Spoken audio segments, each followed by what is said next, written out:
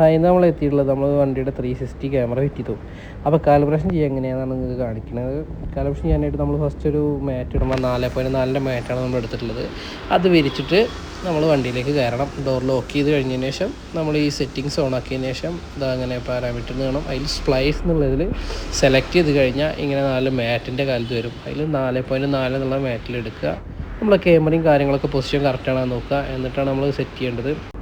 അതിനുശേഷം നമ്മൾ ആ മൂലകൾ 4 സെറ്റ് ചെയ്യുക. അതിന് നമ്പർ ക്രമം ഉണ്ടാവും. കറക്റ്റായിട്ട് ആ മൂലയിൽ വെച്ച് സെറ്റ് ചെയ്തതിന് ശേഷം നമ്മൾ ഡണ്ണ് കൊടുക്കുക. അങ്ങനെ നെക്സ്റ്റ് ചെയ്ത് കഴിഞ്ഞാൽ നമ്മൾ 1 2 3 എന്നുള്ളത് ഇങ്ങനെ മാറി വരും. അങ്ങനെ നമ്മൾ എല്ലാ മൂലയും സെറ്റ് ചെയ്ത് 8 മൂല ഉണ്ടാവും ഒരു സൈഡിൽ. അത് സെറ്റ് ചെയ്തതിന് ശേഷം നമ്മൾ ഡണ്ണ് കൊടുത്തു കഴിഞ്ഞാൽ ഒരു സൈഡ്, അങ്ങനെ 4 സൈഡ് നമ്മൾ ചെയ്ത് കഴിഞ്ഞിട്ടുണ്ട്. ഇനി നമ്മളിത് ക്യാമറ വർക്കിംഗ് ആണ് നോക്കാം. പക്ക ആയി കഴിഞ്ഞാൽ നമ്മൾ കറക്റ്റായിട്ട് ഇത് വ്യൂ കിട്ടുള്ളൂ. അപ്പോൾ നമ്മൾ ക്യാമറ 4 സൈഡും ചെക്ക് ചെയ്ത് നോക്കണം. കാര്യങ്ങൾ ബ്ലറോ കാര്യങ്ങളോ എന്തെങ്കിലും കയറിയിട്ടുണ്ടോ എന്നൊക്കെ ചെക്ക് ചെയ്ത് നോക്കണം. പിന്നെ റിവേഴ്സും ഇൻഡിക്കേറ്ററൊക്കെ ഇട്ട് ചെക്ക് ചെയ്ത് നോക്കണം. രണ്ടിത് ലെഫ്റ്റ് സൈഡ്, അത് റൈറ്റ് സൈഡ്, അങ്ങനെ എല്ലാ ഇതിനും ഉണ്ട്. 2D വരുന്നുണ്ട്, അതേമാതിരി 3D വരുന്നുണ്ട്.